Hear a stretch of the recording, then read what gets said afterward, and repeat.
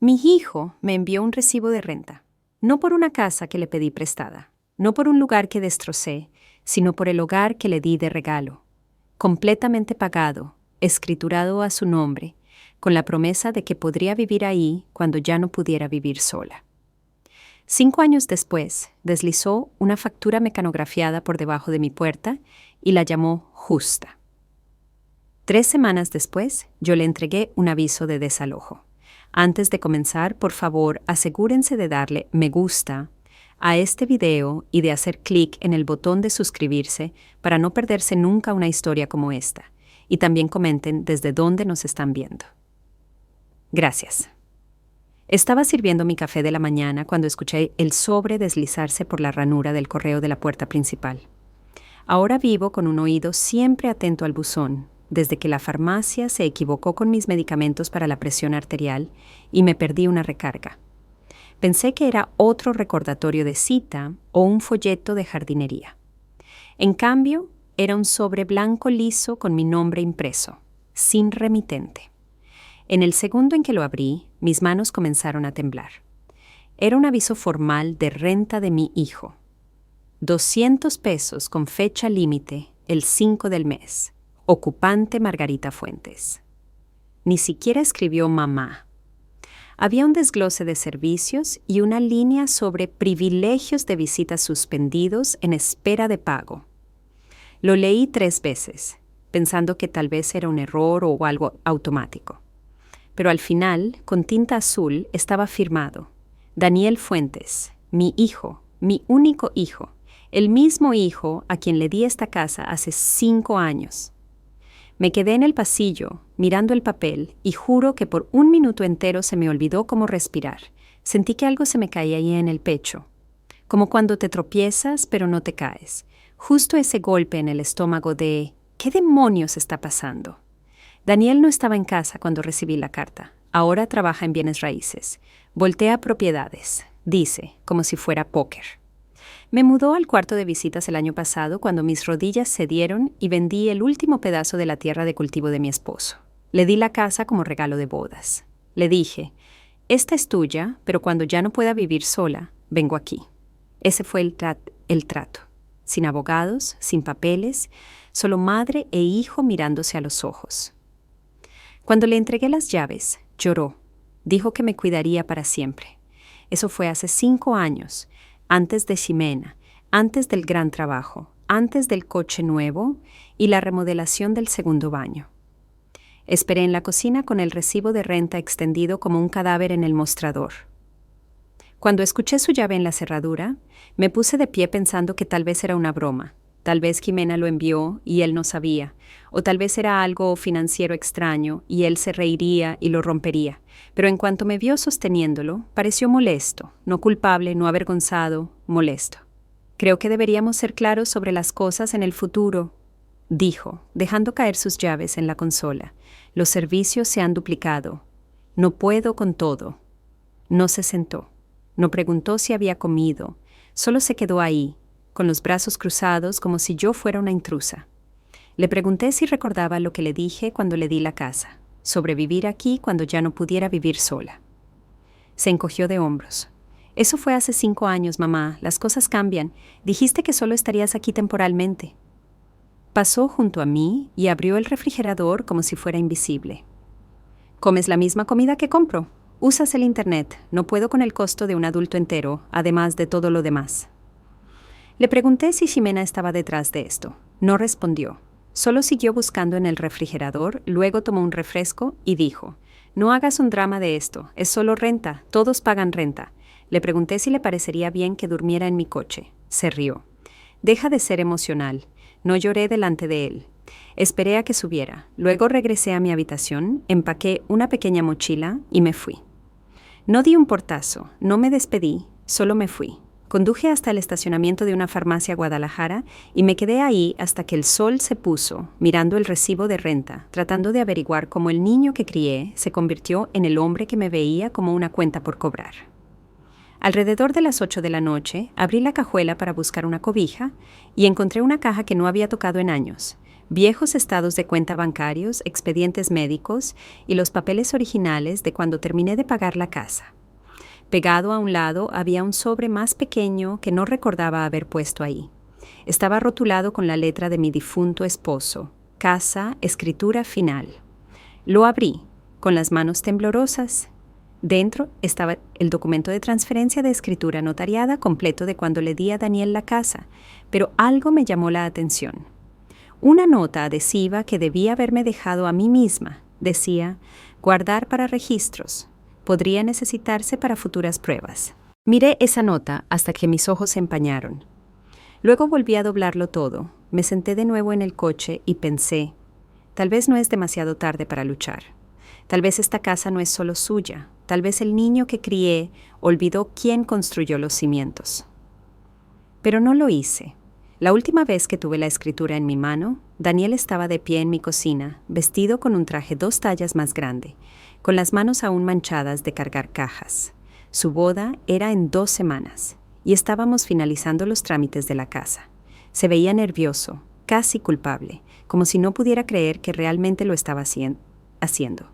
Recuerdo sus palabras exactas. Mamá, ¿estás segura? Esta es tu seguridad. No tienes que hacer esto. Le dije que quería hacerlo, que era lo que su padre habría hecho. Había vendido la última parte de la tierra de cultivo un mes antes, 12 hectáreas. La conservamos después de que falleció Jaime. El dinero estaba simplemente en la cuenta, y Daniel y Ximena habían estado juntando ahorros, tratando de comprar una casa antes de que terminara su contrato de arrendamiento. Los había visto recorrer casas viejas cada fin de semana, regresar a casa, desanimados, así que lo llamé una mañana y le dije, déjame ayudarte. No fue solo generosidad, necesitaba un propósito, necesitaba sentir que estaba haciendo algo que importaba. Me dije a mí misma que esta casa mantendría a nuestra familia unida. Le dije, este es tu regalo de bodas, está a tu nombre, pero cuando sea demasiado mayor para valerme por mí misma, vengo aquí, sin discusiones. Él asintió, tragó con dificultad, luego me abrazó como un niño pequeño otra vez. Prometió, siempre tendrás un lugar con nosotros, pase lo que pase. En ese momento le creí. El día que se mudaron, horneé 2 empanadas y llené el refrigerador antes de que llegaran. Ximena entró y chilló al ver las encimeras de granito. Besó a Daniel y dijo, esto se siente como si finalmente estuviéramos ganando. Esa frase se me quedó grabada. Finalmente estamos ganando. Como si fuera un juego. Como si la vida fuera un marcador. En ese entonces me caía bien. Era brillante, astuta. Sabía cómo hacer reír a Daniel cuando se quedaba atrapado en sus pensamientos. Ella tampoco venía de mucho. Su madre falleció cuando tenía 12 años y su padre trabajaba en construcción fuera del estado. Parecía fuerte. Eso lo respetaba. Pero incluso entonces noté pequeñas cosas. Ximena sugiriendo tranquilamente que volvieran a pintar el cuarto de visitas para que se sintiera más suyo, o como llamó a la sala mi espacio frente a sus amigos. Lo ignoré. La gente joven quería dejar su propia huella en las cosas. Lo entendía, no presioné, no les recordé que la casa venía de mí. Ni siquiera le conté a la mayoría de mis amigos sobre el regalo. No quería que pareciera que estaba tratando de comprar afecto. Solo quería estar cerca de mi hijo, ser parte de su nueva vida. El primer año, las cosas estuvieron bien. Cenamos juntos, desayunos los domingos, noches de juegos, me invitaban a cumpleaños, me pedían que cuidara a su perro cuando se iban. Todavía tenía mi propio departamento, pero tenía una pequeña maleta en su casa por si acaso. Cuando mi artritis empeoraba, Ximena me traía compresas calientes. Daniel todavía me llamaba 2 veces por semana, pero las cosas cambiaron después de que Ximena consiguió el trabajo en esa firma de diseño. Sus horas se alargaron, su ropa cambió, sus amigos se hicieron más ricos. De repente, el vecindario no se sentía lo suficientemente fresco. Ella comenzó a remodelar. Daniel la siguió. Nuevos accesorios, nuevo jardín, nuevas deudas. Comenzó a hablar de apalancar la casa para inversiones. Esa fue la primera vez que me sentí nerviosa. Le pregunté si recordaba lo que habíamos acordado. Dijo, claro, no te preocupes, también es tu hogar. Pero lo sentí, una grieta formándose. 2 años después, cuando me resbalé en los escalones de mi propio departamento y terminé en urgencias, Daniel me recogió, me llevó a su casa y dijo: «Te quedarás con nosotros un tiempo hasta que te cures». Fue entonces cuando el cambio se volvió permanente. Mi contrato de arrendamiento terminó. Me mudé a su cuarto de visitas. Al principio fue cálido. Ximena ayudó a decorar. Daniel me compró un mejor colchón, pero luego la sutil distancia se deslizó. Ximena comenzó a cerrar con llave la despensa. A Daniel se le olvidaba rellenar mis recetas. Dejaron de invitarme a cenar con sus amigos. Ximena empezó a llamarme Margarita en lugar de mamá. Y yo, Dios me ayude. Me quedé en silencio. Me dije a mí misma que era solo estrés, solo temporal, solo algo que tenía que soportar porque eso es lo que hacen los padres. Hasta que llegó esa carta, hasta que Daniel me miró a la cara y me llamó una carga financiera. Esa noche, después de encontrar la escritura y esa vieja nota adhesiva en mi cajuela, me senté en el estacionamiento de la farmacia Guadalajara y recordé el momento exacto en que entregué la casa. Todavía podía ver las manos de Daniel temblar mientras firmaba. Todavía podía sentir la esperanza que tenía, y ahora todo lo que podía sentir era esta rabia silenciosa y ardiente, no por el dinero, ni siquiera por la falta de respeto, sino por la traición de una promesa hecha, del tipo que debería haber importado más que un contrato. Encendí el motor. Tenía un lugar más que revisar, mi bodega. Había cosas allí que no había tocado desde que Jaime murió. Tal vez algo allí podría ayudar. No sabía qué, pero sabía que no había terminado. Todavía no, ni de lejos. Conduje directamente a la bodega esa noche, a base de café y adrenalina, el tipo de energía eléctrica que surge de la humillación y la ira entrelazadas. El aire estaba espeso de polvo en el momento en que abrí la puerta enrollable, pero sabía exactamente qué contenedor tomar. Tapa azul, esquinas encintadas, el que decía documentos de la casa. Lo arrastré al pasillo, me arrodillé a pesar del dolor en mis rodillas y comencé a cavar. Viejas fotos, el avalúo, informes de inspección, incluso una nota mecanografiada del agente de bienes raíces felicitándome por comenzar un legado para su familia. Me dolió. Pasé la página, desesperada por encontrar algo.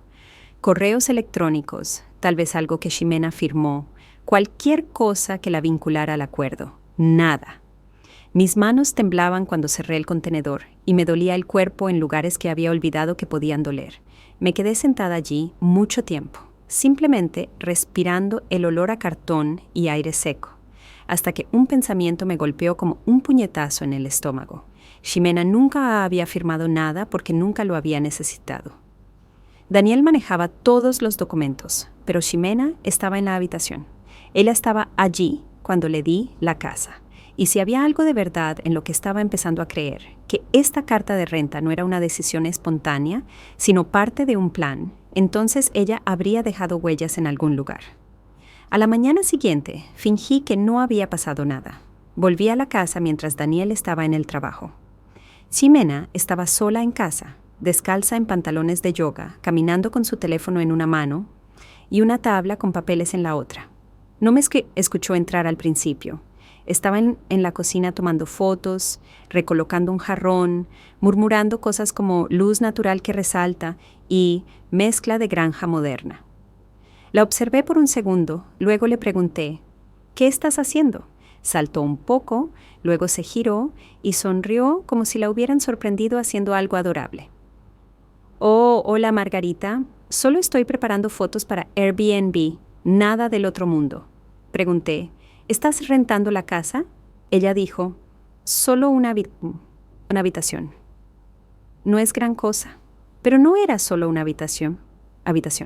Miré más allá de ella hacia la sala y vi etiquetas de precios en los cojines decorativos, folletos de un sitio de alquiler a corto plazo y una lista de verificación de mantenimiento, reparaciones, sellado nuevo, limpieza de alfombras, una inspección de chimenea. Eso no era un alquiler de habitación. Eso era una volteada de propiedad. No pedí permiso. Caminé directamente por el pasillo hasta el cuarto de visitas, mi cuarto, y abrí la puerta. La mitad de los muebles se habían ido. Mis libros, mi cobija, incluso el cuadro de Jaime y yo de nuestro día de bodas. Faltaba. Me di la vuelta y le pregunté, ¿qué es esto? Ella no parpadeó. Dijo, pensamos que pronto te mudarías. Daniel y yo hablamos. Dijo que estabas pensando en encontrar tu propio espacio. Se me encogió la garganta. Dije, eso no fue lo que dije. Ella se cruzó de brazos, fría como el hielo. Bueno, de cualquier manera, necesitamos los ingresos. No es nada personal. Saqué mi teléfono y puse a grabar. Ella lo notó y su tono cambió, pero no lo suficiente. Dijo, mira, no es como si te estuvieran echando. Solo estamos formalizando las cosas. Si pagas la renta, puedes quedarte, pero de lo contrario, sí, necesitamos abrir la habitación. Le pregunté, ¿fue tu idea? Ella no respondió. Solo levantó una ceja como si esperara que lo superara. Seguí grabando, mantuve la voz tranquila. Dije, Daniel me prometió que viviría aquí el resto de mi vida. Ese fue el acuerdo. Ella puso los ojos en blanco. No hubo contrato, Margarita. Fue un regalo. Los regalos no vienen con ataduras. Ese fue el momento en que me di cuenta de que no era una espectadora inocente. Ella estaba orquestando esto. Tal vez no sola, pero lo suficiente como para convertir a Daniel en alguien que me veía como un costo. Ella sonrió entonces, falsa y tensa, y dijo, simplemente pensamos que no lo pelearías, que serías razonable. Terminé la grabación allí, salí sin decir una palabra más. Conduje hasta el estacionamiento de la biblioteca, me conecté al Wi-Fi gratuito y me envié el archivo por correo electrónico a mí misma, luego al abogado. Ni siquiera lo escuché. Solo sabía que esa era la prueba que necesitaba. Y por primera vez desde que todo esto comenzó, no me sentí impotente. Sentí que algo estaba cambiando, como si no me fueran a borrar en silencio. A la mañana siguiente me senté en la oficina del abogado con mi bolso aferrado con ambas manos como si fuera lo único sólido que me mantenía unida. Se llamaba licenciado Ricardo Morales, de unos 40 y tantos, corbata aflojada, café a medio terminar en su escritorio. Me lo recomendó Marisa, una amiga de mi parroquia, quien dijo que él la ayudó a su hija a salir de un terrible contrato de arrendamiento con un exnovio. No sabía qué esperar, pero tenía el correo electrónico con la grabación en mi teléfono, la copia de la escritura en mi bolso y cada trozo de papel que pude encontrar sobre la casa impreso y metido en una carpeta de Manila. No hablé hasta que él lo hizo. Primero, revisó mis documentos, callado e indescifrable. Luego se recostó y preguntó, ¿me está diciendo que le dio la casa a su hijo como un regalo, pero bajo una condición informal de que usted podría vivir allí de por vida? Asentí. Golpeó su pluma 2 veces en la carpeta. Luego dijo, y ahora él está tratando de desalojarla cobrándole renta, ¿correcto? Le dije que sí. Le conté todo sobre la carta, sobre la forma fría en que Daniel me habló, sobre lo de Airbnb, sobre la foto de bodas que faltaba. Podía sentir mi voz quebrarse, pero me mantuve firme. Luego le puse la grabación. No reaccionó mucho, solo se inclinó y escuchó, con el rostro sereno. Cuando terminó, preguntó, ¿le informó que estaba grabando? Negué con la cabeza, pero le dije que era en mi propia casa. Y él asintió. Dijo que probablemente estaba bien en nuestro estado, pero lo verificaremos. Se recostó, pensativo. No es un caso fácil de ganar, Margarita. Pero esto es definitivamente una ventaja. Si podemos demostrar que el regalo fue condicional, aunque sea solo moralmente, y que hubo un entendimiento de cohabitación de larga data, existe la posibilidad de que podamos argumentar un fideicomiso constructivo, o incluso influencia indebida, especialmente si demostramos que usted era vulnerable cuando ocurrió la transferencia. No entendía la mitad de las palabras legales que usaba, pero entendí lo suficiente. Había una oportunidad. Le pregunté cuánto costaría. Me miró a los ojos y dijo, seré honesto, no es barato, pero si gana, podría reclamar la propiedad parcial o al menos asegurar una cláusula de residencia permanente. Si pierde, es probable que quede fuera para siempre. Le pregunté qué pensaba realmente. No la versión profesional, la honesta. Hizo una pausa, luego dijo, creo que el comportamiento de su hijo le disgustará a un jurado. Pero necesitamos más. Ahora mismo es su palabra y un clip de audio vago. Si pudiéramos encontrar algo de cuando se entregó la casa por primera vez, algo por escrito que haga referencia a su estadía de por vida, tendríamos una verdadera oportunidad.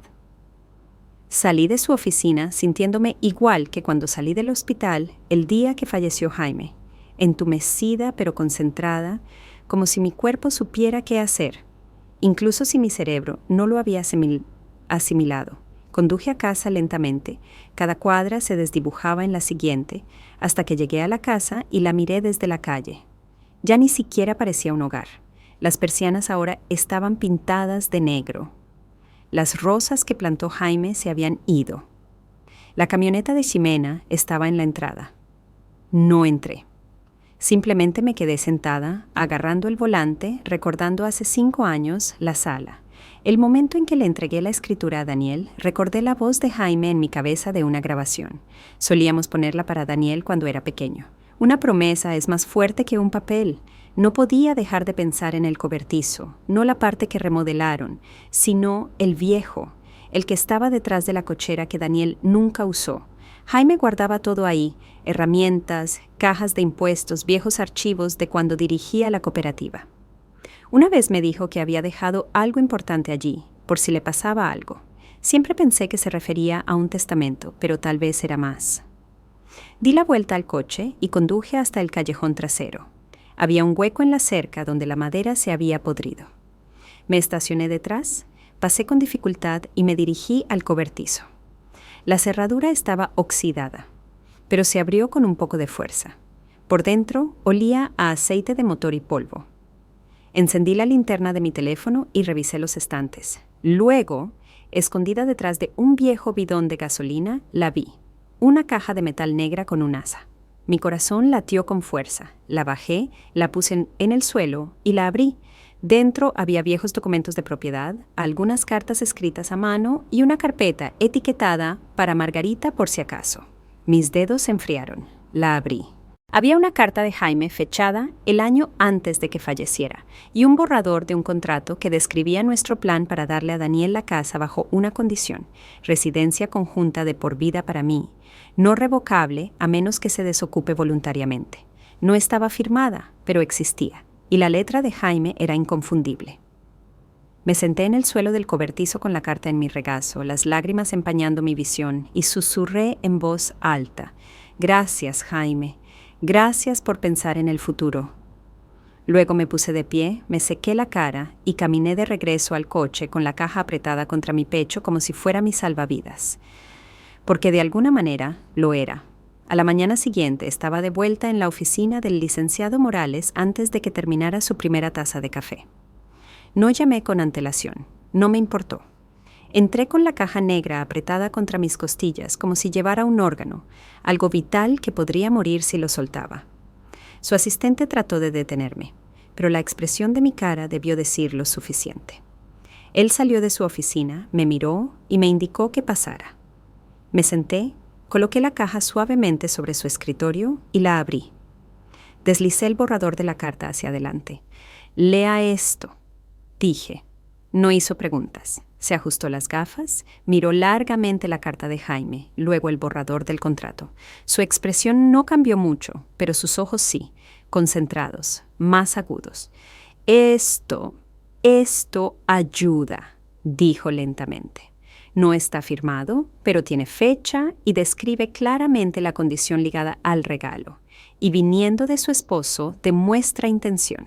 Eso es clave». Le conté sobre la caja, el cobertizo, todo lo que Jaime me había dicho sobre por si acaso. Ricardo asintió lentamente, pasando las páginas con cuidado como si fueran de papel de seda.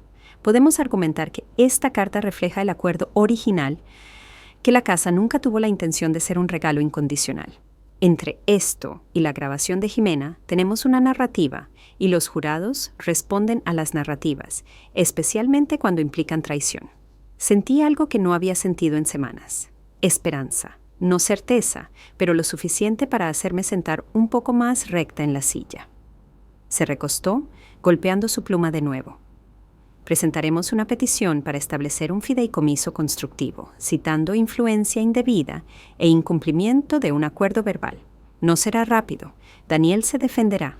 Intentará desacreditarla. Pero podemos enmarcar esto como un caso de abuso a personas mayores, manipulación financiera y emocional. Esa palabra se me clavó en el pecho. Abuso. Nunca lo había pensado así, pero lo era. No con puños o gritos, sino con distancia, control y silencio. Salí de la oficina sintiendo que la niebla se había disipado un poco. Por primera vez desde que llegó la carta de renta, no sentí que me estaba ahogando. Sentí que tenía una brújula. Conduje directamente al supermercado y compré un pollo rostizado.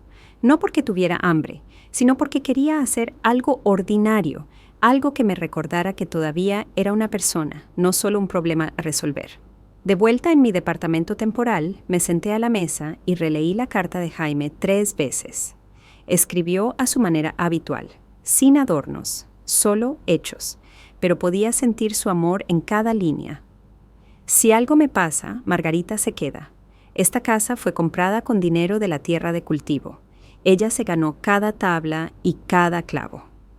Pensé en lo orgulloso que estaba de esa tierra, en cómo se esforzaba cada primavera para mantenerla en marcha, en cómo murió pensando que le estaba dando a Daniel una base, no un arma.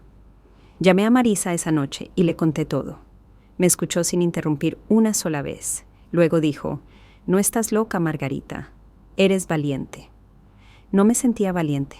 Me sentía cansada, pero sabía que no podía parar ahora. Ricardo llamó al día siguiente y dijo que había presentado los papeles. Daniel sería notificado en una semana.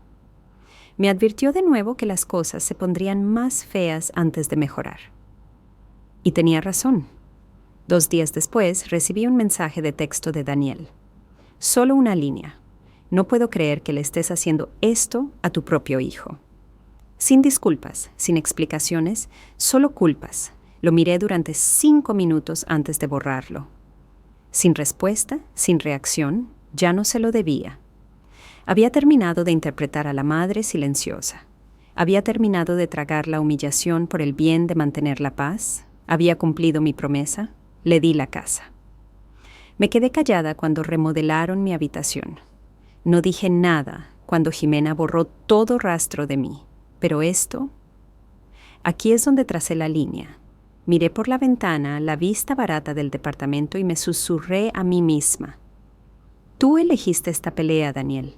Veamos cómo te gusta perder. 5 días después de que Daniel fuera notificado, recibí una llamada de un número desconocido y la dejé ir al buzón de voz. Cuando la escuché más tarde, era Daniel.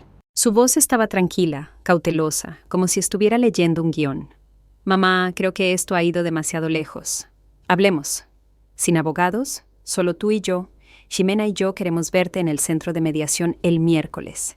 A ver si encontramos un compromiso. No necesitas pelear. Podemos arreglar esto. Por una fracción de segundo, una parte de mí, la parte que todavía recordaba acunarlo durante sus infecciones de oído y escribirle notas en su lonchera, quiso creer que lo decía en serio. Pero la forma en que dijo arreglar esto no sonaba a amor, sonaba a control de daños. Le reenvié el mensaje de voz a Ricardo.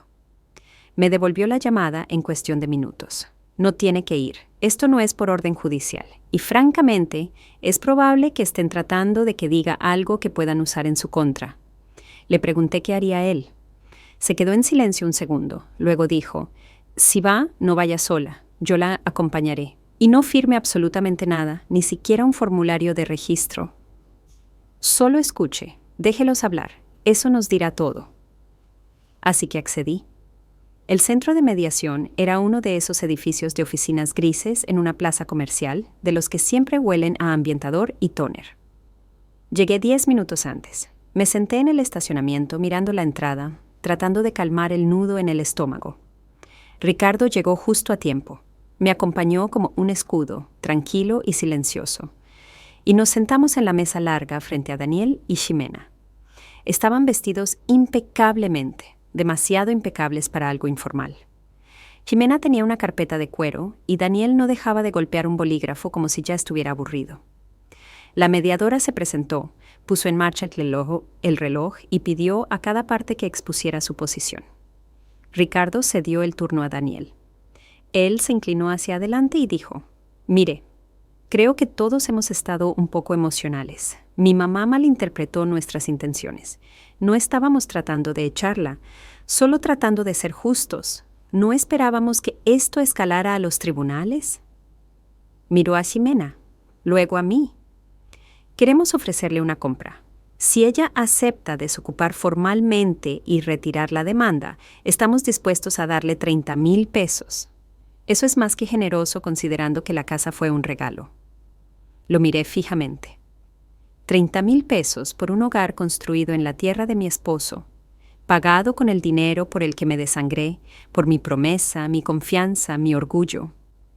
Antes de que pudiera hablar, Ricardo se inclinó y preguntó, ¿qué pasa si ella se niega? Daniel parpadeó. Entonces dejaremos que los tribunales decidan, pero ¿se pondrá complicado? Nadie gana. Ximena añadió, y Airbnb ya está reservado hasta el próximo trimestre. Estamos tratando de mantener las cosas estables. Fue entonces cuando me di cuenta de que no se trataba de una resolución. Se trataba de negocios. No querían paz. Querían que me fuera antes de que afectara su flujo de ingresos. Ricardo les preguntó directamente, ¿la propiedad está actualmente listada para la venta o alquiler activo? Ximena dudó. Daniel dijo, no, pero Ricardo sacó un listado impreso de un sitio de alquiler a corto plazo. Fotos tomadas solo unos días antes con marcas de tiempo. Están mintiendo a la mediadora. Eso socava el proceso. La mediadora se veía incómoda, pero lo anotó. Daniel se puso a la defensiva. Esto es acoso. Ella está usando la muerte de mi padre para manipular el sistema. Abrí la boca, pero Ricardo me apretó suavemente la muñeca. No responda, susurró. Déjelos implosionar. Ximena comenzó a pasar páginas en su carpeta, buscando algo para cambiar el rumbo, pero ya era demasiado tarde. La mediadora interrumpió la sesión antes de tiempo. Recomiendo continuar esto en los tribunales. La confianza aquí está claramente rota. Al salir, Daniel trató de seguirme al pasillo. Mamá, vamos, podemos arreglar esto, somos familia. Me giré hacia él y le dije lo más bajo que pude sin temblar. No, Daniel, no eres familia. Eres alguien que usó esa palabra para conseguir bienes raíces gratis. Luego salí al sol, con la cabeza en alto, el corazón latiéndome y finalmente, sintiendo que la tormenta estaba cambiando a mi favor. Después de la mediación fallida, todo comenzó a moverse más rápido. Se fijaron fechas de juicio, el abogado de Daniel presentó una moción para desestimar y Ricardo me dijo que esperara ataques personales. Excavarán cualquier cosa, advirtió.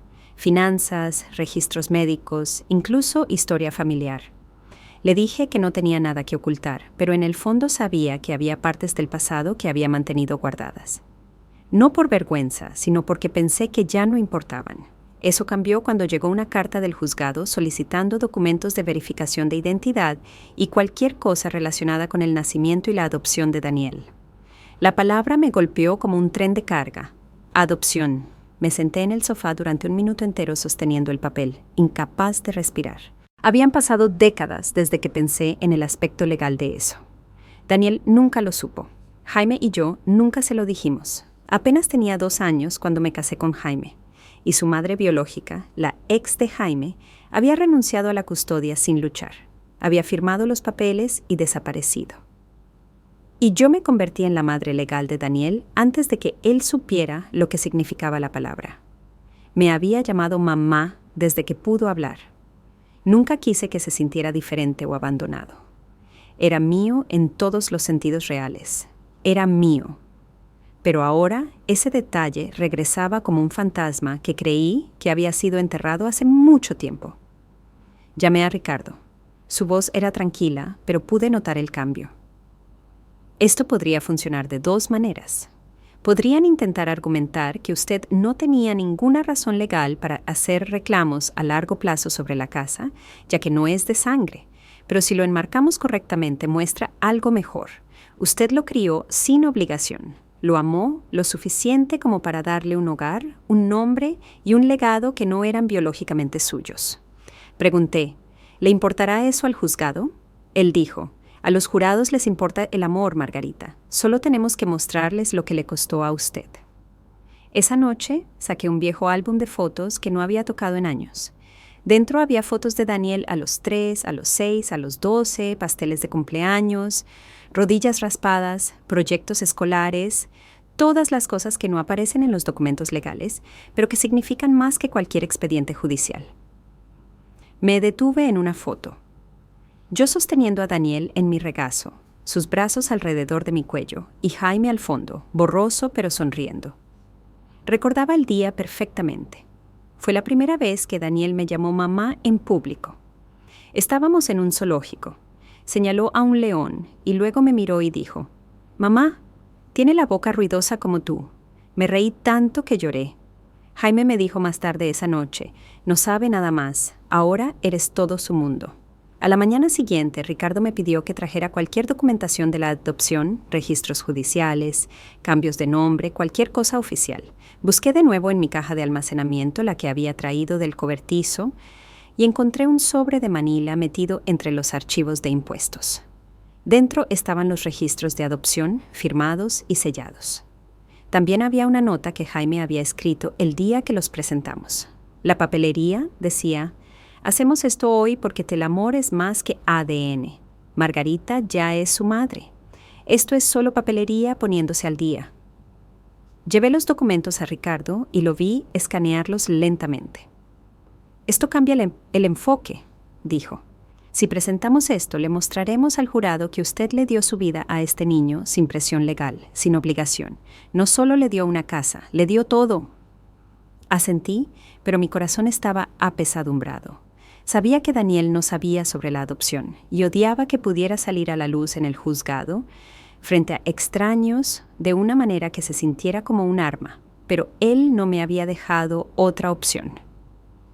Esa semana, el abogado de Daniel envió otra carta, esta vez exigiendo que desocupe la casa en 30 días o escalarían a una orden de restricción formal. Se la reenvié a Ricardo sin siquiera leer el último párrafo. Los guantes estaban fuera ahora. Daniel quería guerra y yo tenía una última cosa que recordarle. Puede que no fuera su madre biológica, pero fui la única que siempre se quedó, y ahora había terminado de quedarme en silencio. La mañana de la audiencia judicial me desperté antes del sol, me senté al borde de la cama en mi pequeño departamento y miré la pared durante mucho tiempo. Se sentía como el silencio antes de una tormenta, no afuera, sino dentro de mi pecho. Me vestí lentamente, eligiendo la blusa azul marino que Jaime siempre decía que me hacía lucir serena, confiable, como alguien que resuelve las cosas. Me recogí el cabello, me maquillé mínimamente y me aseguré de que cada documento estuviera cuidadosamente empacado en mi bolso, organizado por fecha, con las pestañas de Ricardo la noche anterior. Cuando llegamos al juzgado, sentí que mi piel no me quedaba bien, como si me estuviera moviendo en un sueño donde nada era familiar, pero todo importaba. Ricardo caminaba a mi lado, tranquilo como siempre, con el maletín en la mano, asintiendo a otros abogados en el pasillo como si fuera un día más. Para mí, se sintió como la culminación de cada momento en que había dudado de mí misma. Cada vez que me decía que me callara, que mantuviera la paz, que fuera la persona madura. La sala del juzgado no era grande, pero era fría y luminosa, y Daniel estaba sentado frente a mí con los brazos cruzados, vestido con un traje de carbón y una sonrisa que no había visto desde que era adolescente tratando de salirse con la suya por una multa de velocidad. Jimena estaba sentada a su lado, evitando mis ojos, revisando su teléfono hasta que el alguacil le dijo que lo guardara. La jueza entró, una mujer de unos 60 años, de ojos agudos y sin sonreír. Llamó el caso y todo comenzó. Ricardo expuso nuestra posición primero. Cómo la casa había sido transferida con un acuerdo verbal adjunto, cómo me había mudado bajo ese acuerdo y cómo Daniel había violado el entendimiento al intentar cobrarme renta y desalojarme. Presentó la carta del cobertizo de Jaime, la grabación de audio de Jimena y los registros de adopción, todo marcado y presentado como pruebas. Luego leyó las palabras de Jaime en voz alta y por un momento la sala del juzgado se sintió quieta de una manera diferente, no tensa, sino conmovida. El abogado de Daniel intentó objetar diciendo que los documentos no eran legalmente vinculantes, que eran sentimentales en el mejor de los casos, rumores en el peor. La jueza desestimó su objeción. Cuando fue el turno de Daniel, habló con cuidado, eligiendo cada palabra como si estuviera prescrita. Dijo que apreciaba lo que yo había hecho, pero que nunca aceptó un arreglo de por vida, que yo había sido bienvenida como invitada, no como residente, que mi presencia había comenzado a afectar su matrimonio y su estabilidad financiera. Nunca me miró directamente. Cuando su abogado intentó argumentar que como hijo adoptado yo no tenía ningún reclamo legal sobre los bienes familiares, Ricardo se puso de pie y destruyó con calma el argumento con precedentes, citando al menos 3 casos similares en los que las relaciones adoptivas fueron honradas plenamente por el tribunal. Luego vino la parte más inesperada. Ricardo había citado a Ximena a testificar. Pareció sorprendida, pero se recompuso y tomó el estrado. Al principio trató de mantenerse neutral, pero bajo el interrogatorio, su tono se quebró. Admitió que sí, yo les había dado la casa. Sí, Daniel le había dicho desde el principio que yo viviría con ellos algún día. Sí, habían planeado la carta de renta juntos como una forma de sacarme. No tenía la intención de ser cruel, dijo, con la voz temblorosa. Simplemente no pensamos que ella se defendería.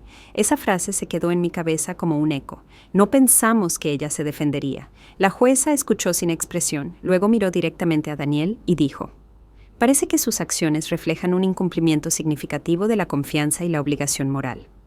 Exista o no un contrato formal, la evidencia sugiere fuertemente que se hizo un acuerdo verbal vinculante y una promesa familiar que luego fue ignorada, y eso tiene peso. Anunció que emitiría su fallo formal en 72 horas y advirtió a ambas partes que se abstuvieran de cualquier acción de represalia mientras tanto. Mientras nos poníamos de pie para irnos, Daniel intentó decir algo, pero el alguacil ya nos estaba guiando hacia la salida. No necesitaba escuchar cualquier disculpa ensayada que finalmente hubiera inventado. No necesitaba ser consolada, necesitaba respirar. Fuera de la sala del juzgado, me paré bajo el cielo blanco y brillante y sentí que cada gramo de dolor, humillación y angustia enterrada comenzaba a soltarme. Todavía no estaba completa, no había terminado. Pero ya no era invisible, fui escuchada. Y por primera vez en años, no me sentí como una carga. Me sentí como una persona recuperando su terreno. Las 72 horas pasaron lentamente, como si el tiempo se hubiera espesado, como si cada segundo quisiera hacerme dudar si había hecho lo correcto, si había ido demasiado lejos, si alguna parte de esto volvería para castigarme peor que el silencio en el que solía vivir. Apenas dormí. No salí de mi departamento. Puse viejas grabaciones de Jaime leyéndole a Daniel cuando era pequeño. Cintas de casetes suaves que no había tocado en más de una década solo para recordarme cómo solía sonar el amor en nuestra casa. Cuando la secretaria del juzgado llamó para confirmar que el veredicto había sido presentado y que ambas partes debían asistir a la lectura, me vestí como si fuera a un bautismo y a un funeral al mismo tiempo. Llevaba la misma blusa que usé para el servicio funerario de Jaime, gris pálido con mangas que me cubrían los brazos porque sentía que cada centímetro de mí había estado demasiado tiempo expuesto. La sala del juzgado estaba en silencio cuando llegamos. Esta vez no había jurado, solo la jueza, su mazo ya colocado en el estrado como una puntuación, esperando que terminara una frase. Ricardo se sentó a mi lado, sereno, compuesto. Daniel y Ximena llegaron tarde. Daniel con el mismo traje que usó la última vez. Ximena con gafas de sol extra grandes, como si pensara que esto era digno de la prensa. La jueza no perdió tiempo. Revisó los hechos en voz alta, cómo la propiedad fue regalada sin condiciones legales formales, pero con un acuerdo verbal claramente establecido, evidenciado por testimonios, cartas, grabaciones y comportamiento durante varios años. Señaló el historial de adopción y enfatizó que, según la ley, no había diferencia entre las relaciones parentales adoptivas y biológicas en asuntos de intención de regalo y deber familiar. Dijo que el intento de cobrar la renta no solo era éticamente preocupante, sino que, dadas las circunstancias, constituía un abuso de la confianza familiar. y parecía ser una estrategia para forzar un desalojo a través de la presión y el control. Luego dictó su fallo. Ordenó que se me concediera un derecho de usufructo vitalicio sobre la propiedad, lo que significaba que podía vivir allí el resto de mi vida sin pagar renta ni interferencias. Daniel conservaba la propiedad legal, pero tenía prohibido vender, refinanciar o lucrar con la casa mientras yo viviera y residiera en ella. También ordenó a Daniel y Jimena que pagaran las costas judiciales y emitieran una disculpa por escrito, señalando que, si bien no era exigible como un remedio moral, serviría para el registro. No lloré, no sonreí, solo me quedé sentada, dejando que las palabras me invadieran, pesadas y claras como la última lluvia antes de la primavera. Daniel se quedó ahí congelado, con la mandíbula tensa, los puños apretados. No habló. Ximena bajó la mirada, sin las gafas de sol, su rostro pálido. Ricardo se inclinó hacia mí y susurró: «Se acabó, ganaste». Pero no se sintió como ganar, se sintió como volver a respirar después de años bajo el agua. Afuera, Daniel intentó acercarse a mí, dijo mi nombre una vez, no mamá, solo Margarita. Me giré y lo miré, y por primera vez no vi a mi hijo. Vi a un extraño que había usado mi amor como un abrigo, y lo había tirado cuando se calentó demasiado.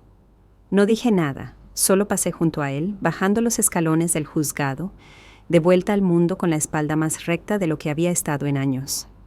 Regresé a la casa a la mañana siguiente. Estaba en silencio, casi demasiado en silencio, como si contuviera la respiración.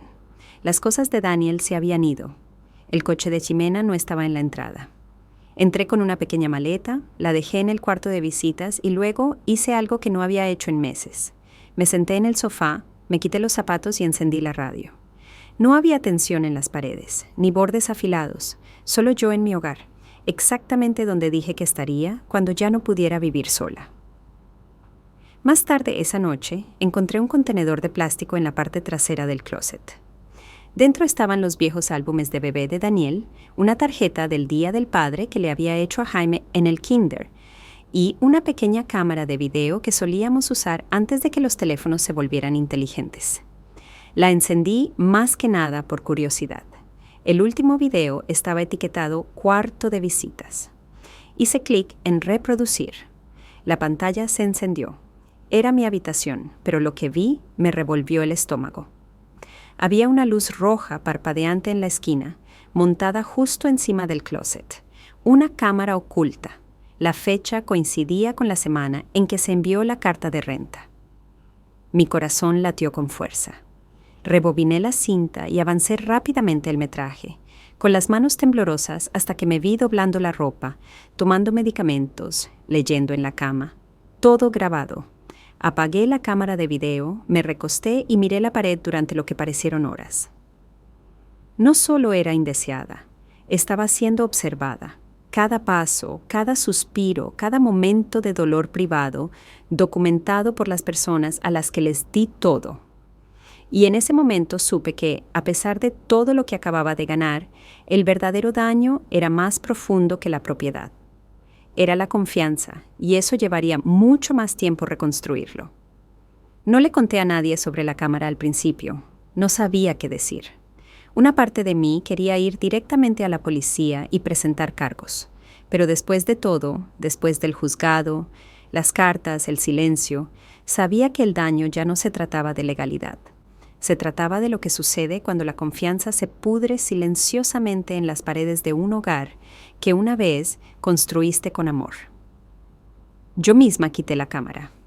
Estaba conectada a un paquete de energía portátil y un centro Wi-Fi, probablemente algo que Ximena compró en línea y había estado funcionando durante semanas. Lo empaqué todo, lo etiqueté y lo guardé en un cajón con llave en la oficina por si alguna vez lo necesitaba de nuevo. Luego tomé la cámara de video, el contenedor de recuerdos de bebé y todo lo que solía hacerme llorar cuando lo miraba. Y lo guardé en el ático. No tirado, no destruido, solo guardado porque no estaba borrando mi pasado, estaba saliendo de él. Durante las siguientes semanas comencé a vivir en la casa como si me perteneciera de nuevo. No por desafío, no por despecho, sino porque por primera vez en años sentí que no tenía que encogerme para encajar en la historia de otra persona. Reorganicé los muebles de la sala, doné la fría decoración moderna que Ximena dejó atrás y puse colores cálidos, plantas reales, cobijas tejidas a mano. Conservé el sillón favorito de Jaime y lo tapicé de nuevo en azul oscuro como solía ser. Repinté los gabinetes de la cocina con la ayuda de Marisa y 2 de sus amigas de la parroquia. Incluso reabrí el porche trasero que Jaime había cerrado hace años y lo convertí en un pequeño espacio de lectura con una mecedora y campanitas de viento. Poco a poco, la casa comenzó a sentirse viva de nuevo, no solo estructuralmente, sino emocionalmente. No supe nada de Daniel durante semanas, ni llamadas, ni cartas, ni siquiera la disculpa ordenada por el juzgado. Me enteré por alguien de la parroquia que él y Ximena se habían separado, que ella se había mudado y había retirado su nombre del negocio de Airbnb. Al parecer, él intentó iniciar otro en una ciudad diferente, pero no funcionó, no sentí satisfacción. Sentí una tristeza profunda y lenta, del tipo que proviene de comprender demasiado tarde que el hijo que amabas nunca te vio realmente como algo más que lo que le diste. Pero no me detuve en eso. No esperé un cierre, creé el mío propio. Empecé de a poco. Comencé a asistir a un grupo de apoyo local para mujeres mayores que lidiaban con abuso financiero y emocional por parte de la familia. Al principio, solo escuché, luego compartí, luego fui anfitriona. En poco tiempo, abrí la sala 2 veces por semana para lo que ahora llamamos el Círculo de la Sala. Un espacio seguro para que mujeres como yo hablaran sin juzgar, sin vergüenza. Hice cambiar las cerraduras. Reemplacé el buzón. Instalé mis propias cámaras de seguridad, no ocultas, solo lo suficientemente visibles para dejar claro que la casa era mía y segura, y no un lugar para ser invadido emocionalmente o de otra manera. Una mañana, estaba en la cocina sirviendo café cuando el sol de Morelos iluminó la encimera justo. Y por primera vez, desde que Jaime falleció, no sentí que estaba sobreviviendo. Sentí que estaba viviendo plenamente, auténticamente, en mis términos. Y en ese momento de quietud me di cuenta de algo. No había perdido un hijo. Me había deshecho de un extraño que una vez usó el rostro de mi hijo. Unas semanas después, una periodista de un periódico local que se enteró del caso judicial a través de registros públicos se puso en contacto. Me pidió una entrevista para una historia sobre los derechos de las personas mayores, la explotación inmobiliaria y el costo emocional oculto del derecho generacional. Acepté, se sentó conmigo en la sala, hizo preguntas amables y cuando me preguntó cómo quería ser citada, le di la única línea que realmente importaba. Le dije, crié a un hombre, desalojé a un extraño, hay una diferencia. Esa historia se volvió modestamente viral. Otras mujeres se acercaron. Recibí cartas, correos electrónicos, incluso donaciones. Y así, la casa dejó de ser el lugar donde fui traicionada. Se convirtió en el lugar donde me reconstruí. No porque gané en el juzgado, sino porque recordé quién era antes del silencio, antes del compromiso, antes de dejar que alguien más decidiera mi valor. Esta casa no fue un regalo para Daniel. Siempre estuvo destinada a ser un legado. Y finalmente comencé a vivir como si mereciera conservarla.